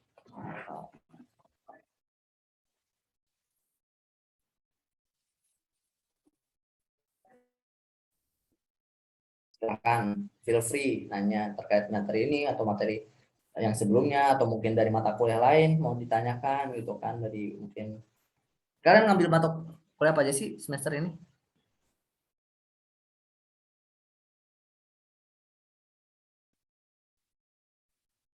Halo, halo. Iya, halo Pak. Ngambil mata kuliah apa aja semester ini? Di semester ini kita ada 7 mata kuliah sih Pak. Yang pertama itu mata kuliah Bapak rekayasa perangkat lunak. Yang kedua mata kuliah kalkulus. Oh, ada kalkulus? Oh iya Pak, ada Pak, dapat Pak. Mantap. Oke, terus? Ada pemrograman web. Oh, pemrograman web ya. Pakai apa pemrograman webnya? Kita itu pakai itu Pak, Apa?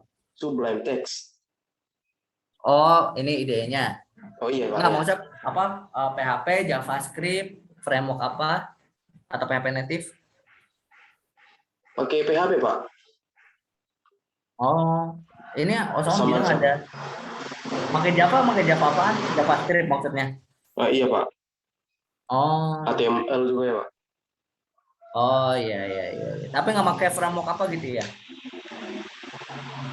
Enggak Pak. Belum nyampe situ Pak. Mas, natif ya. Tapi ada prakteknya kan? Ada Pak. Ada buat latihan kayak apa? Codingan dasarnya itu Pak. Udah bikin apa aja? Coba. Udah bikin apa aja? Ini. Yang sampai pertemuan 6 ya. Bikin Hello World.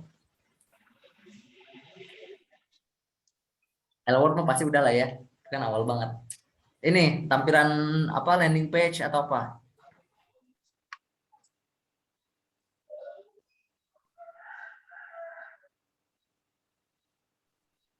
Terakhir praktek apa? Bikin apa?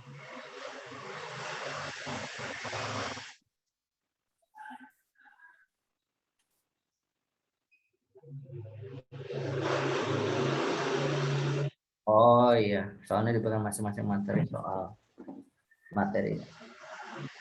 Ini ada yang rencana nggak pakai framework apa gitu?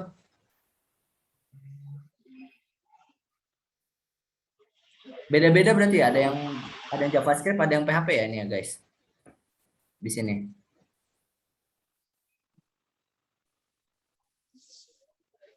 Mantap. Oke. Banyak kan pada masuk mana nih? Kayak Mas Wahyu, masuk mana Mas Wahyu? HTML Pak. Kenapa? HTML Pak. Oh, nggak masalah, nggak ke PHP atau ke JavaScript? Oh saya Pak. Ke JavaScript Pak. Oh, JavaScript. Iya Pak. Rencana pakai apa? Node, Vue, React? Pakai Node Pak. Node. Oh, Iya, mantap. Udah pernah bikin apa Mas Wahyu di ini? Kalau kita biasanya sih Pak, dalam perjalanan itu kita biasanya disuruh buat website Pak. Oh, oke. Landing page gitu ya, official website gitu ya. Ah iya Pak. Mantap. Itu udah dipraktekin berarti itu? Iya kadang Pak dipraktekin Pak, satu-satu orang. Oh, oke. Tapi ini masih tahapnya juga sih Pak. Masih tahap-tahapnya juga sih Pak ini. Iya. Ini yang lain gimana nih? Kayak Mas Fahrul. Mas Fahrul udah pernah bikin apa Mas Fahrul sampai pertemuan ke-6?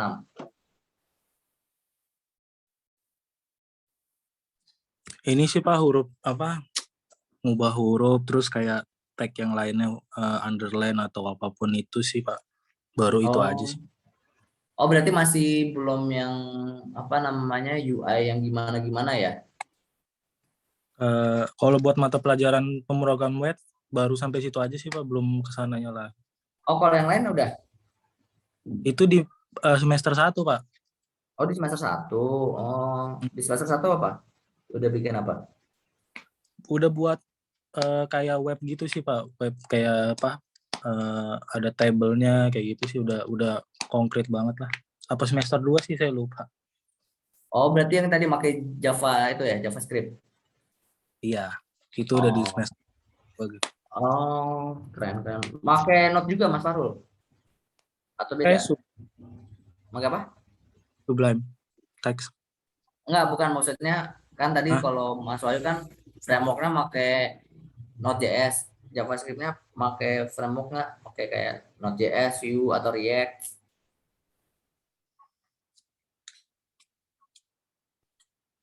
atau apa? Waktu bikin kemarin pakai apa?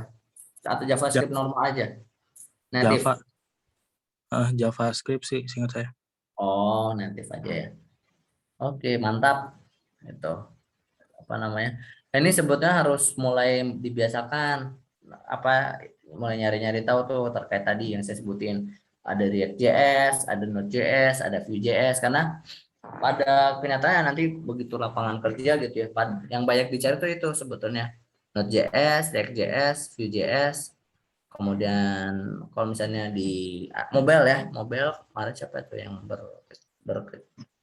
berkecimpung di mobile, itu ada React Native, ada apa namanya, ada Flutter mungkin ya tuh. Terus ada yang misalnya Golang juga. Terus kalau misalnya PHP, saya sih paling suka Laravel ya sebetulnya, karena Laravel itu dia udah sangat powerful dia ke dalamnya, apalagi kalau di-combine dengan JS sebetulnya. Nah, sebetulnya di dalam dunia itu juga ada yang namanya DevOps itu untuk developing dan operational. Nah, itu apa namanya untuk menghubung ketika deploy biar prosesnya lebih cepat sih sebetulnya. DevOps bisa pakai Kubernetes biasanya atau Kubernetes dan seterusnya.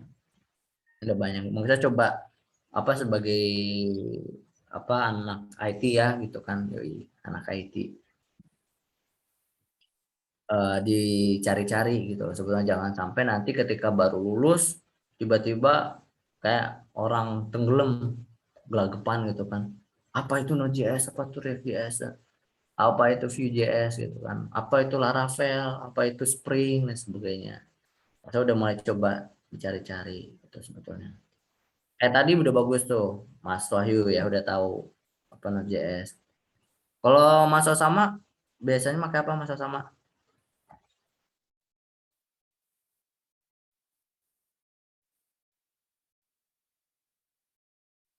Oh iya bagus tuh Node.js sama Laravel. Dua kombinasi yang mau dua itu. Ini baru ada yang tahu nggak si Asberg kemana lagi? Dia 2 kali nggak hadir. Ini coba yang tadi nggak hadir si Erlan. Erlan ada nggak Erlan? Pak Erlan nggak datang juga. Oke.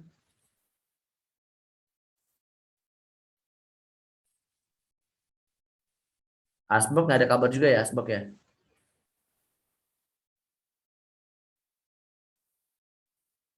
Asberg nggak ada. Terus Kartika, Mbak Kartika. Halo Pak. Baru masuk Mbak. Enggak udah dari tadi, tapi keluar masuk terus Pak. Oh jaringan. Tadi join di laptop, terus laptopnya error gitu. Pindah ke HP, HP juga ikut error jadinya. Tapi Mbak Tika nggak error kan? Enggak. Ya udah oke. Berarti dengerin ya tadi ya. Coba saya tanya ya. Oke kita coba tanya nih Mbak Tika.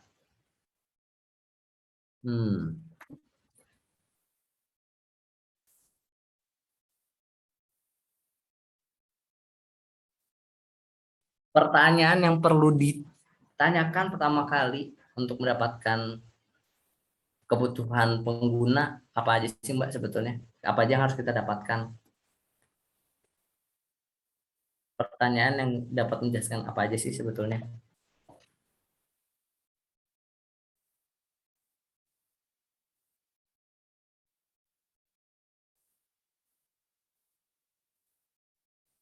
Berarti Kak,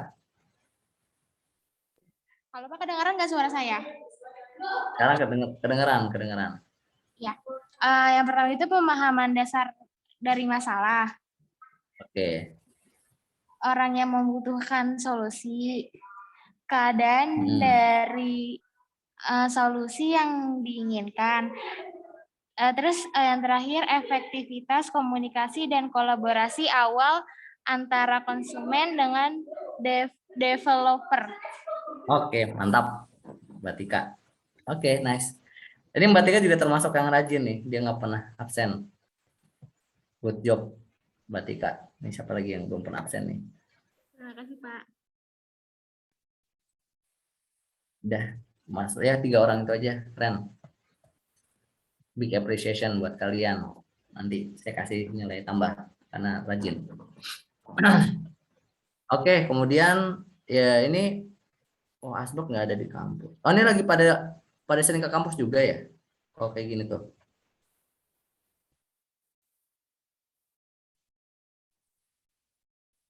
Berarti nggak ada kabar ya, Asbok ya? Iya Pak. Berarti kan juga di kampus berarti? Iya Pak, lagi di kampus. Oke. Ya udah nih kalau gitu, udah. Ada kabar ya berarti ya. Tadi Fahrul tadi hadir ya, Fahrul. Fahrul juga, Mas Fahrul di kampus juga? Motornya dipakai, Pak. Oh. Ini Mas Fahrul juga nggak pernah absen nih. Bagus Mas Fahrul. Nice. Good job. Mas Fahrul. Tadi saya telat 30 menit, Pak. Ya nggak apa-apa lah. Maksudnya 8:30 baru ini. Tapi 8.3. tapi ini kan paham yang dijelaskan kan? Insya Allah kebanyakan sih tadi. Ya udah, bagus. Jangan kebanyakan, harus semuanya. Oke, ini Erlan benar nggak ada ya? Erlan ya udah, oke. Reza Pahlevi nggak ada kabar. Mas Reza?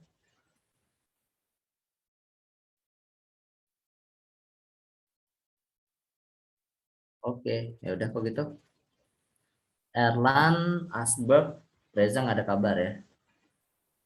Oke, sip kok gitu. Untuk minggu depan kita akan mempelajari terkait SRS, dokumen SRS. Mungkin bisa coba dicari-cari ya. Maksudnya dibaca-baca dulu terkait SRS. Nanti untuk UTS ada hubungannya juga dengan SRS, dengan kebutuhan juga. Nanti mungkin lebih ke arah esai ya sebetulnya ya. Untuk apa namanya? Untuk UTS-nya, jadi dipersiapkan aja 2 minggu lagi guys. Mantap. Semoga nanti bisa ngerjain semuanya, dapat nilainya bagus-bagus. Pokoknya semua A semua ya di sini. Amin. Oke, kalau gitu saya tutup kelas pada pagi ini.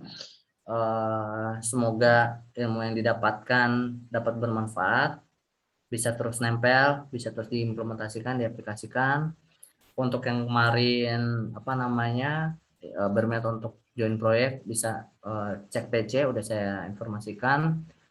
Oke, kalau gitu selamat pagi, selamat melanjutkan aktivitas selanjutnya atau melanjutkan kelas berikutnya.